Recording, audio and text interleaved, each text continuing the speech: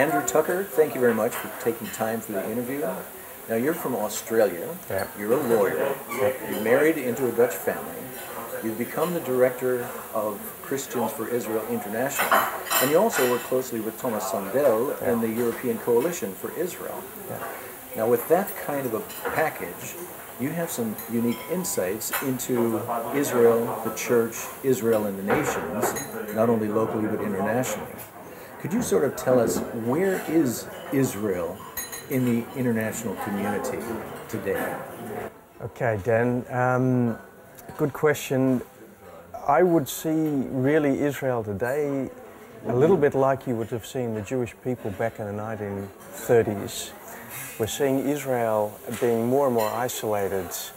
The nations are struggling with Israel as a state in the Middle East and how to deal with it. And they're starting to isolate Israel more and more in the international community. One of the topics that our audience is really interested in is the question, why is it important for me as an individual to have a balanced understanding of Israel? Could you say a couple of words about that? To me, it works at different levels, Dan. One of the key things, I think, is this understanding that Paul teaches about, that Gentile Christians are grafted into this olive tree that he talks about, where the Jewish people really belong. And this idea that we have been brought into something which is very Jewish. We don't become Jews as Gentile Christians, but we become members of something which has got to do with God's very, very intimate relationship with the Jewish people. And I think to understand our identity in Jesus, we need to understand the Jewishness of Jesus and the fact that he is coming as a Jewish Messiah again. How can that have impact in my daily life and in my practical relationship to Israel?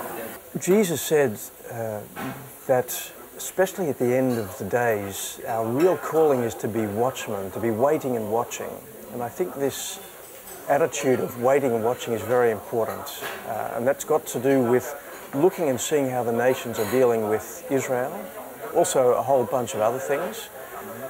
And secondly, we can be very actively involved in what God is doing with restoring Israel. One of the ways is to support the return of the Jewish people to the land. We call it Aliyah. Secondly, we can be praying. Very important that we are engaged spiritually in what God is doing. Praying for the Jewish people, praying for our nations, praying for our governments. We can be involved in education.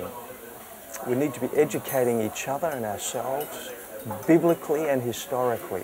I'd like to come back to the work that you're doing on the international level. Yeah. When you talk about education, certainly that's a part of what's happening in the European Coalition for Israel. Yeah. What sort of activities do you have there that is influencing government leaders in relation to Israel? At the European Coalition, we have three areas of activity. One is prayer, the second is education, and the third is advocacy.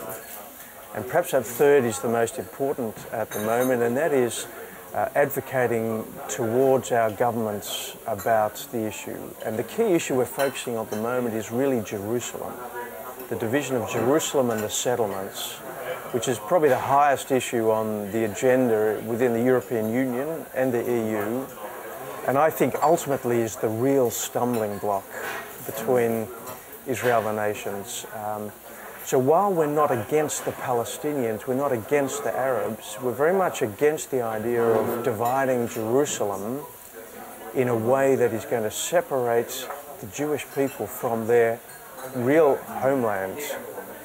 For me, as an individual, as a Christian, regardless of where I might be, it's important for me to know why is it important that I get involved, that I understand my relationship to Israel, and what kind of significance does that really have to my normal Christian walk? Dan, I think you and I have been called to live in a special generation, and we need to be aligned with what God's love for this world is and where he is at in world history. And you know, Jesus Christ saved us from our sins, saved us from darkness, but he called us into his kingdom. And that kingdom is all about the coming of Jesus Christ. And Jesus is at the right hand of the Father. He's longing to come back He always said he wants to come back. And he's at the point of coming back. We see it for many reasons. One of them is this key restoration of the Jewish people. It's the greatest sign of hope that there is in the world today, that Jesus is coming. And as a Christian, we need to be ready for him. That's our calling. Well, Andrew, I appreciate your insight so much, and just want to say thank you for taking the time for this interview. It's a pleasure. Thanks, Dan.